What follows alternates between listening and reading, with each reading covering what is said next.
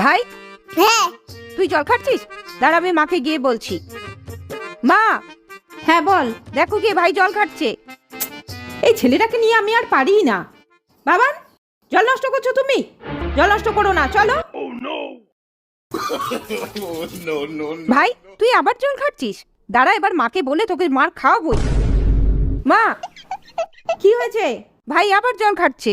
উফ, আজকে আমি একে মারবই। দাঁড়া বাবান, তুই আবার জল খাচ্ছিস? দাঁড়া, এবার তোকে আমি মারবই। আমি জল খাচ্ছি না, রোদে গাছগুলো শুকিয়ে গেছে তাই আমি জল দেওয়া হলে জল খাচ্ছিলাম।